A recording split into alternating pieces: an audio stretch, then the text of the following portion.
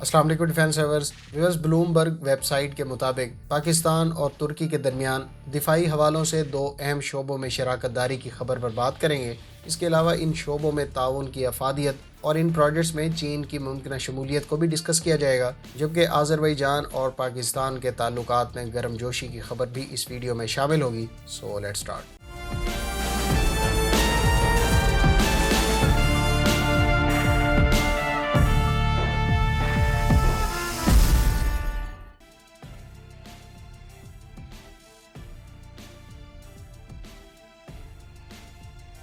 Friends, یہ تو آپ جانتے ہی ہیں کہ ترکی اور پاکستان میں دفاعی تعاون میں گزشتہ کچھ عرصے سے گرم جوشی دیکھنے کو ملی ہے۔ دونوں برادر اسلامی ملکوں میں اس وقت 3 اہم پروجیکٹس پر تیزی سے کام جاری ہے، جس میں سے ایک T-129 اٹیک ہیلی کاپٹر کی ترکی میں تیاری اور پاکستان کو فراہمی، دوسرا پروجیکٹ پاکستان کی ملجم کلاس کارویٹس کی 2 شپس کی ترکی اور 2 کی پاکستان میں construction.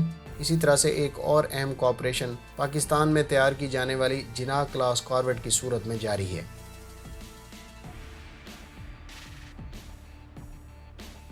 Bloomberg American media house کے مطابق ترکی پاکستان کے ساتھ 5th generation fighter aircraft کی ڈیولپمنٹ میں شراکت داری میں دلچسپی لے رہا ہے۔ اس بارے میں دونوں ملکوں میں بیہائنڈ دا سین مذاکرات یا بات چیت پہلے ہی جاری ہیں۔ بلومبرگ کے مطابق پاکستان اور ترکی کے ڈیفنس آفیشلز کے درمیان پیریوڈک مذاکرات میں اس بات پر اتفاق کیا گیا ہے۔ ریسنٹلی جنوری میں دونوں سائڈز کے عسکری حکام کی میٹنگ بھی ہو چکی ہے۔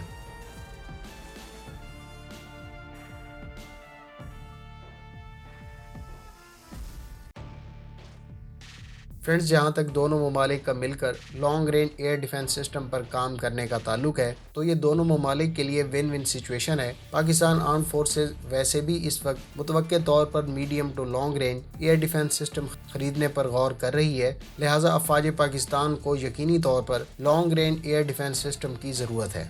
دوسری جانب ترکی گو کے S-400 ایئر ڈیفنس سسٹم روس سے خرید چکا ہے، لیکن اس سسٹم سے حاصل ہونے والا تجربہ اور اس کی انڈرسٹینڈنگ ترک حکام کے لیے خاصی مددگار ثابت ہو سکتی ہیں۔ ترکی ویسے بھی دفاعی اعتبار سے خود کفالت کی راہ پر گامزن ہے، یہی وجہ ہے کہ ترکی اس پر لینڈ، نیول اور ایئر ایسٹس کے علاوہ short to medium and medium to long range air defence system بنانے پر کام جاری رکھے ہوئے ہے۔ ترکی بنیادی طور پر S-400 سسٹم خریدنے کے بعد روس سے مشترکہ طور پر ایئر ڈیفنس سسٹم ترکی میں ہی بنانے پر غور کر رہا تھا، لہٰذا پاکستان سے اس معاملے پر بات چیت ہو سکتا ہے روس سے تعاون کو لے کر امریکی پابندیوں سے بچنے کے لیے کی جا رہی ہو۔ Short range air defence systems بنانے میں ترکی پہلے ہی کسی حد تک خود کفیل ہو چکا ہے اور اس کے very short to short range air defence systems سنگر، حصار اے، حصار او اور حصار او پلس جلد ترک فوج میں شامل کر دیے جائیں گے۔ دوسری جانب شارٹ اور beyond visual range air to air missiles کو لے کر ترکی پہلے ہی ایڈوانس سٹیجز میں ہے۔ ترکی اس وقت گوگدوگان اور بوزدوگان ایئر ٹو ایئر میزائلز تیار کر رہا ہے، جس پر انیشیل ٹیسٹ پہلے ہی کیے جا چکے ہیں۔ یاد رہے کہ پاکستان بھی ایئر ٹو ایئر میزائلز کی تیاری پر کام کر رہا ہے۔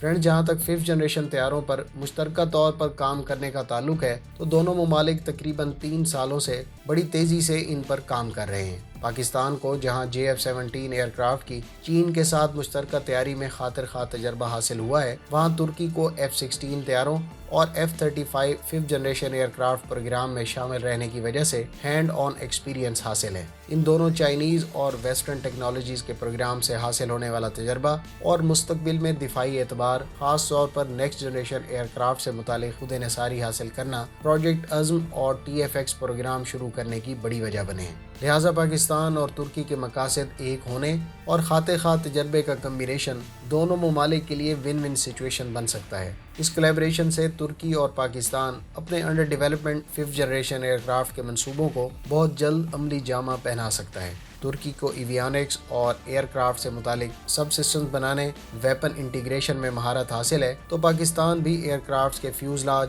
ایویونکس اور انٹیگریشن میں خاطر خواہ تجربہ رکھتا ہے، جبکہ دونوں ممالک کی ایئر فورسز کے پائلٹس اور ٹیکنیشینز کی ان پٹ بھی ان پروجیکٹس میں خاصی اہمیت کی حامل ہے۔ آپ اس بارے میں کیا رائے رکھتے ہیں؟ کمنٹ باکس میں اس کا اظہار ضرور کریں۔ فرینڈز، اگر آپ پاکستان کے پروجیکٹ عزم اور ترکی کے TFX پروجیکٹ کے بارے میں ڈیٹیلز جاننا چاہتے ہیں تو دونوں ویڈیوز کا لنک ڈسکرپشن میں موجود ہے۔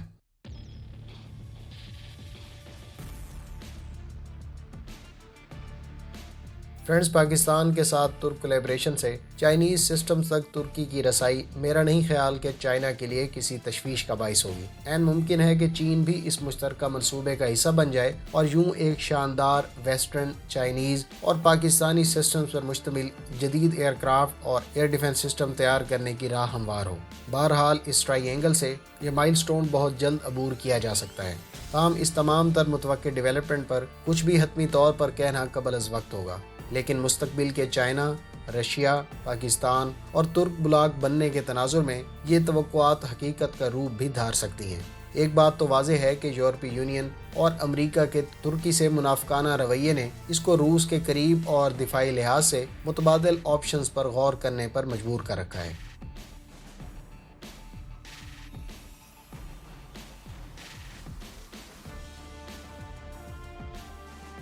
فرینڈز، بھارت کے 30 سال بعد بھی انڈر ڈیولپمنٹ تیجس طیاروں کو ایک مرتبہ پھر سری لنکا نے خریدنے سے انکار کر دیا ہے۔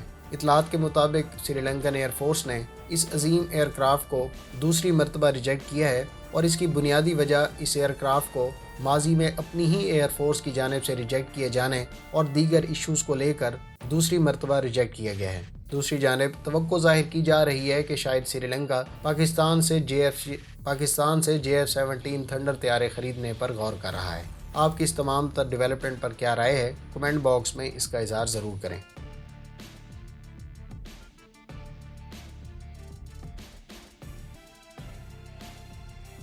پاک فوج کے chairman joint chief of staff committee general Nadeem Raza وفد کے ساتھ آذربائیجان پہنچ چکے ہیں۔